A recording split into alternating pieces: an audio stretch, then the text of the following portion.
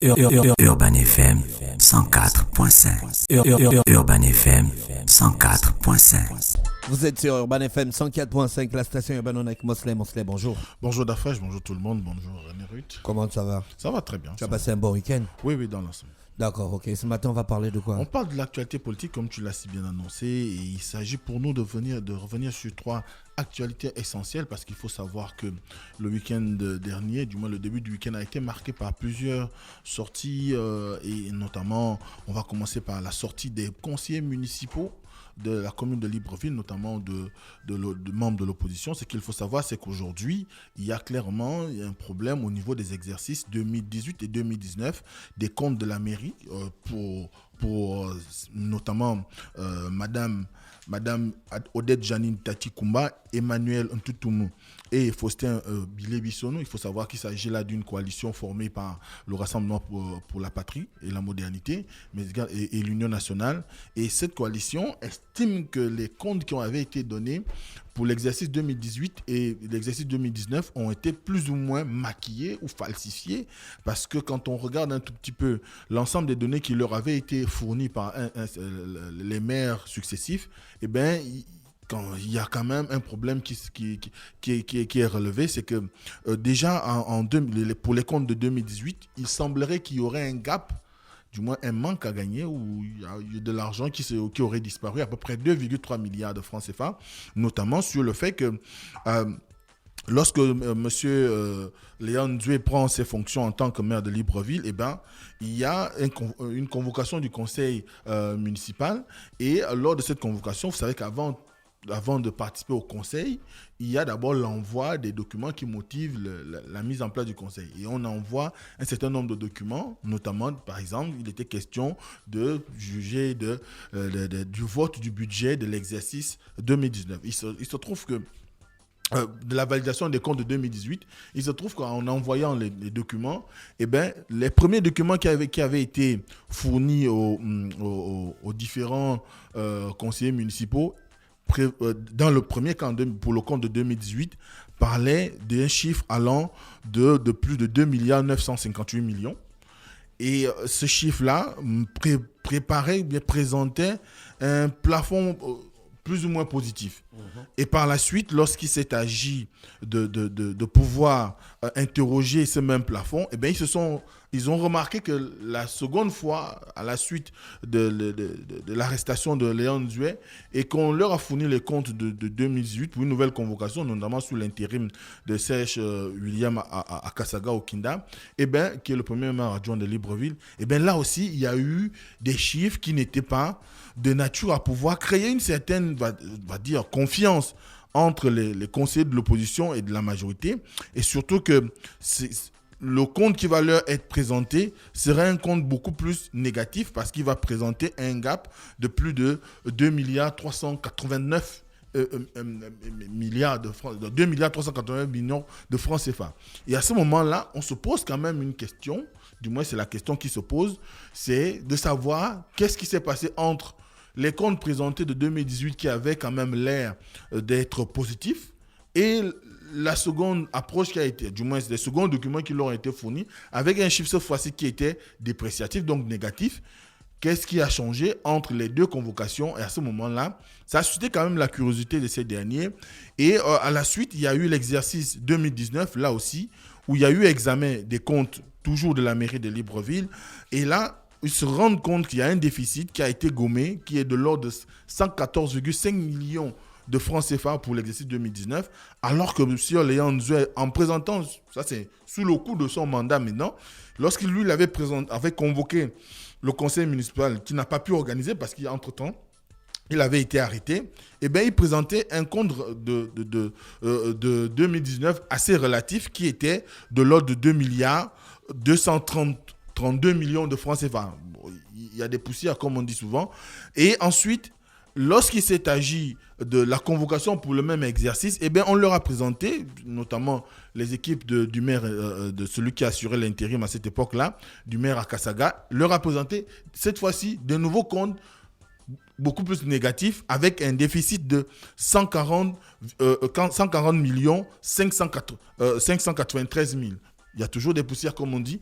Et à ce moment-là, il se pose des questions de savoir est-ce qu'il n'y a pas eu quelque part une manipulation des chiffres au niveau des différents budgets des exercices 2018 et 2019.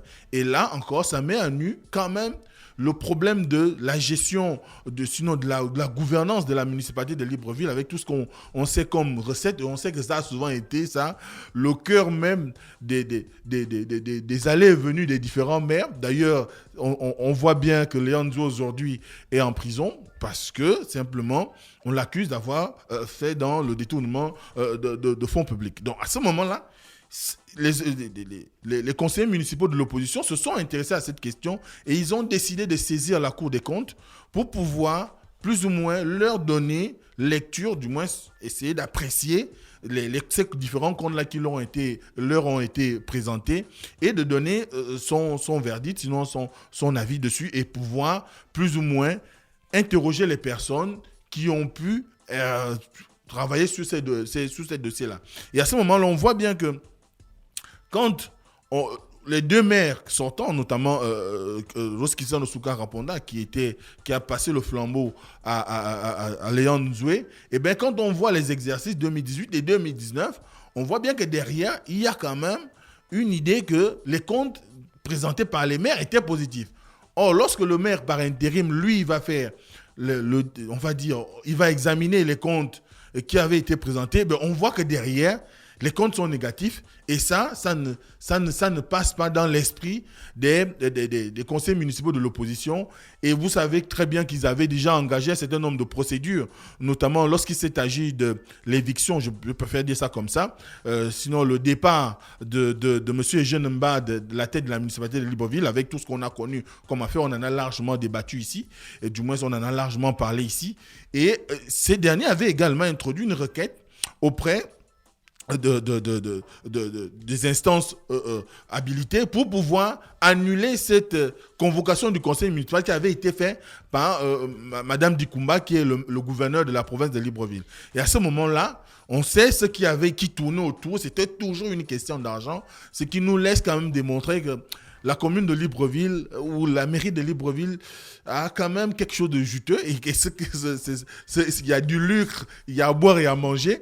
Et il faut aujourd'hui qu'on arrive à une situation où Madame Christine Mbandoutoum, qui épouse Miyindou, qui est désormais à la tête de la municipalité, puisse quand même faire montre d'une certaine transparence, surtout qu'aujourd'hui, elle s'est inscrite dans la logique de pouvoir apporter un mieux-être aux Librevillois, le mieux-être qui passe désormais par l'embellissement de la ville, la collecte des ordures et tout ce qui s'ensuit. Et cela passe aussi par la bonne gouvernance, notamment par une gestion orthodoxe des finances de la municipalité. Parce que toutes les missions qu'elle a évoquées par rapport à son ambition pour la commune de Libreville, eh bien, ne peuvent se réaliser que s'il y a une maîtrise des finances de la municipalité. Et ça commence par une certaine transparence en ce qui concerne les comptes qui sont édités pour les différents exercices. Et on espère simplement que les conseillers municipaux de l'opposition auront plus ou moins des réponses de la Cour des comptes ou que les responsables seront plus ou moins, on va dire... on pourra trouver qui sont les coupables ou à qui incombent les responsabilités. Donc ensuite, on a la seconde actualité qui, elle est toujours dans la suite logique des différentes actions qui ont été menées à la suite des propos tenus par Max Anissé Koumba. Je sais que vous allez encore dire qu'on revient sur cette question, mais... On avait déjà fini avec ça. Non, c'est pas fini. Il y a des rebondissements. On attend le procès, non? Il y a des rebondissements. On attend le procès, mais entre-temps, il y a des rebondissements parce qu'en marge de cette sortie, il faut savoir que le week-end dernier, il a été convoqué par le ministre d'État, ministre de l'Intérieur, Lambert Noël Mata, pour lui signifier de façon officielle sa suspension de toute activité politique sur l'ensemble du territoire national. Enfin, lui et son parti, sur l'ensemble du territoire national. Et à ce moment-là, l'intéressé a encore réitéré ses excuses, mais ces excuses ne parviennent pas à convaincre, du moins la sincérité de ces excuses, ne parvient toujours pas à convaincre un certain groupe de leaders politiques de la communauté FAN qui ont fait une déclaration dernièrement le 6 novembre. Notamment, il s'agit du président du Front patriotique gabonais, qui est M. Gérard Elangema, qui s'est interrogé, entouré d'un parterre quand même de responsables politiques, aussi bien de l'opposition que de la majorité, qui se reconnaissent comme étant l'élite ou les leaders de la communauté FAN, même si, entre-temps, il y a... Qui leur a donné ce quitus d'être leader de la communauté FAN? C'est effectivement la question... Donc on se réveille un matin et puis on dit qu'on est leader de la communauté FAN. C'est effectivement la question que leur a posée il y a quelques temps encore. Je crois que beaucoup de personnes qui sont sur les réseaux sociaux ont pu écouter, parce que j'ai vu derrière aussi, il y a des relais sur les sites d'information de la communication de M. Till Mvondo, qu'on a déjà reçu ici, qui est membre du Parti démocratique gabonais et je ne sais pas si je dois dire ancien conseiller en communication à la mairie de Libreville.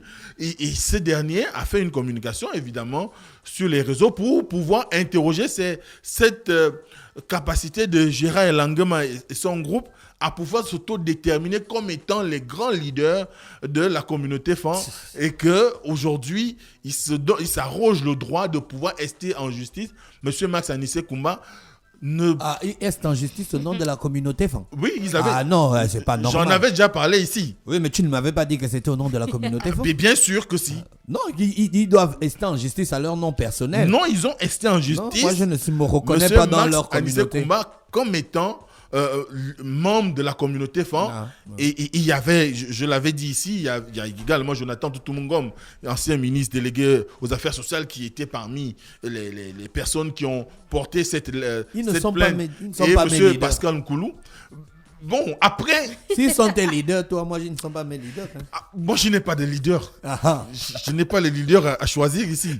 Mais ce que je sais, c'est que c'est une communauté, et chacun, par rapport au ressentiment, par rapport à l'attachement qu'il peut avoir avec ses valeurs, peut se porter leader d'une frange d'une communauté ou d'une communauté. Déjà qu'il n'y a On jamais... ne se décrète pas leader d'une communauté. Mosley, Non, il faut être reconnu comme tel. Oui. Ils ont été choisis par qui? Mais attention, nous ne sommes pas dans un système où il y aurait l'élection des délégués d'une communauté. Voilà. Donc, raison de plus, on a un seul unique leader, c'est le président de la République. Mais il y a des individus qui peuvent avoir le droit, en tant que membre de cette communauté, de se dire « J'ai été offensé, j'ai été touché dans mon être. » Je pars en tant que moi-même touché. Voilà. Je ne pars pas au nom des autres. Et comme nous sommes en politique, c'est de bonne guerre, tu le comprends bien, qu'on trouve ici un écho aussi retentissant auprès de Gérard Elangema et les siens, parce que l'ambition pour eux, c'est de faire entendre l'idée qui veut que le Gabon soit un pays indivisible. Je l'avais rappelé ici, notamment le titre 2 de la Constitution de la République, qui dit que le Gabon est une république indivisible. Donc à ce moment-là, il s'appuie sur cet argument pour pouvoir continuer à tenser au-delà de la plainte qui a déjà été déposée auprès du procureur et qui a une date déjà de convocation de M. Max Anissé Koumba au tribunal.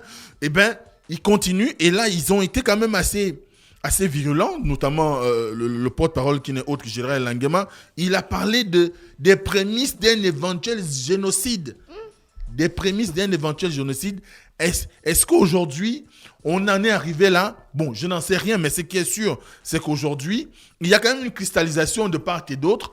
Il y a peut-être la sortie de Max Anissé Koumba, comme je l'avais dit ici, a le mérite de peut-être avoir mis sur la place publique l'idée qui déjà, du moins, un certain comportement ou une certaine idée qui circule au sein de la population il y aurait une machination qui serait là pour pouvoir faire taire la communauté FAN, pour pouvoir faire en sorte que celle-ci ne puisse plus être réellement impliquée dans la gestion de la chose publique au Gabon, et toutes les manœuvres qui sont. Donc, Gérard Elangema et les siens ont essayé de mettre en exergue un certain nombre un certain lexique pour pouvoir plus ou moins attirer l'attention sur l'éventuel dérapage qu'il pourrait y avoir si dorénavant on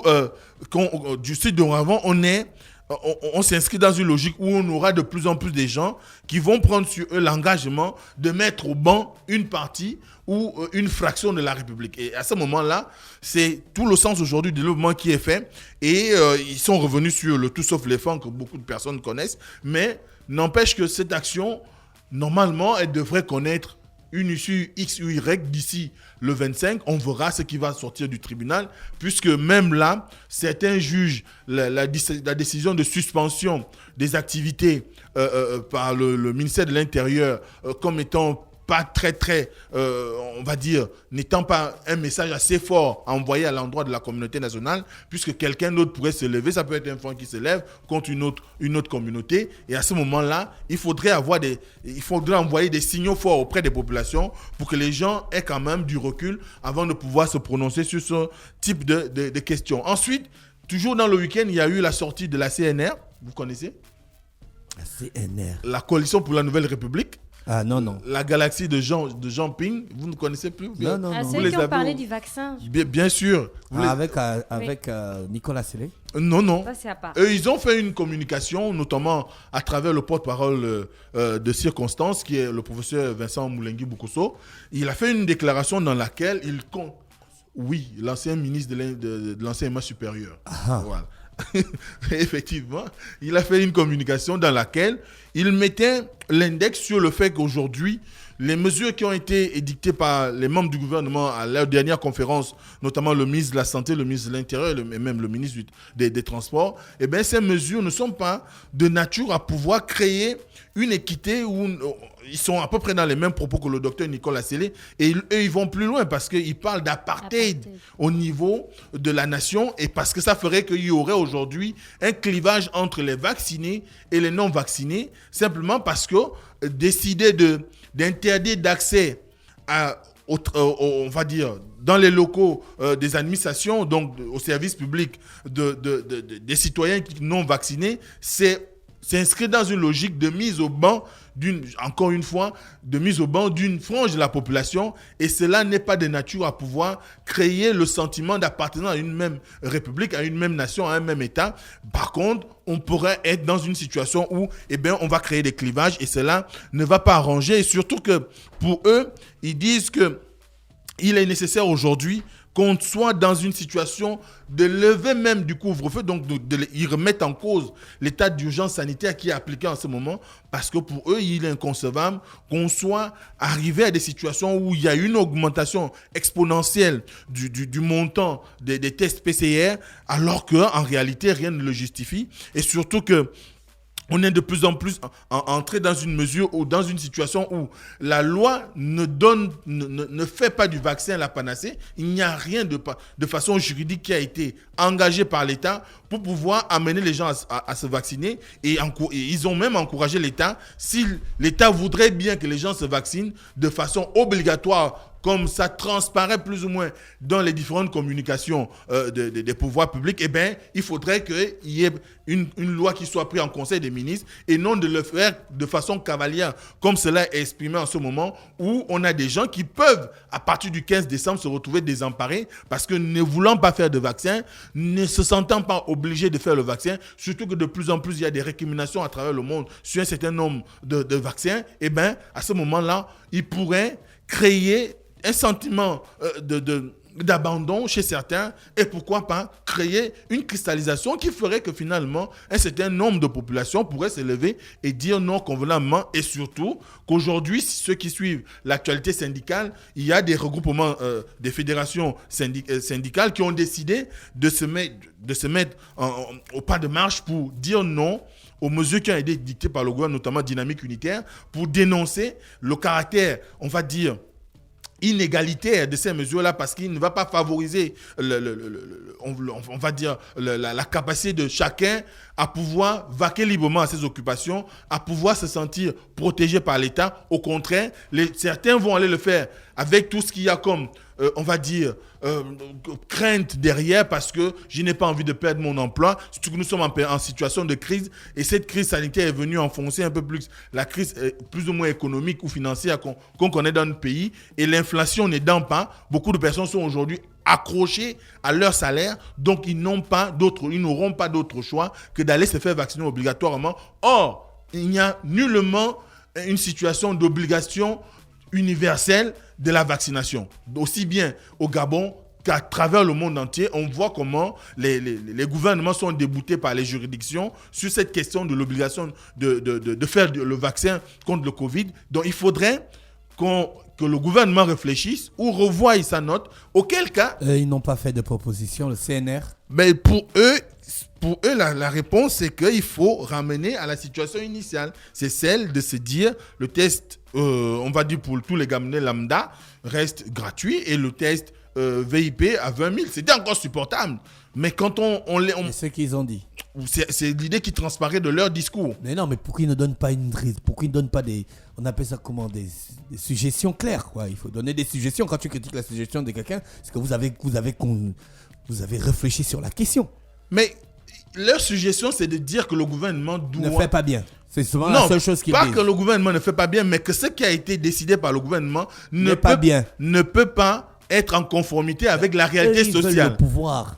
Et ils veulent le pouvoir. Mais donc c'est normal. Ils doivent proposer quelque chose de plus dynamique et de plus concret et de plus réalisable que ce que le gouvernement propose. Sans être dans leur pensée, je pense que mettre en avant l'idée de la... Combien ils cachent ça au show le jour qu'ils auront le pouvoir? Je sais pas. Mais le fait de mettre en avant le statut précaire des populations aujourd'hui par rapport aux mesures qui ont été entreprises par le gouvernement, eh bien, c'est une manière aussi de dire, tenez compte de la réalité sociale, tenez compte de l'environnement économique et faites en sorte que les gens adhèrent à votre politique et faites en sorte que les gens puissent venir faire des tests PCR. Ceux qui veulent se faire vacciner, qu'ils le fassent dans la quiétude sans qu'on soit dans des situations de pression ou parce que à partir du 15, je pourrais ne plus aller dans mon lycée ou je ne pourrais plus avoir accès à mon bureau. Eh bien, je m'en vais me faire vacciner.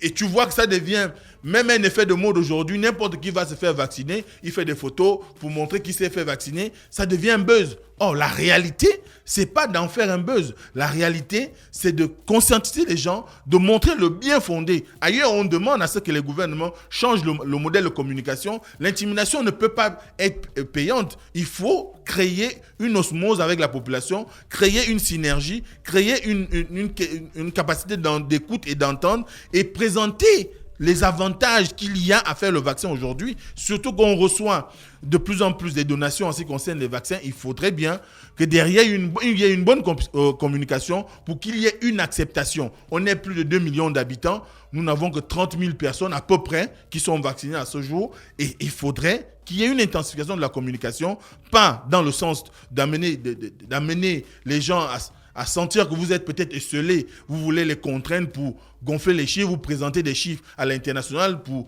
dire que vous avez été le bon élève. Non, c'est pas ça. L'objectif, c'est de pouvoir présenter aux populations une offre qui les amène à pouvoir adhérer à la politique qui est mise en place et pouvoir faire en sorte que chacun puisse trouver son épingle dans le jeu qui est celui de la lutte contre le coronavirus aujourd'hui. Ça, c'est ta proposition, bien la proposition du CNR. C'est l'analyse.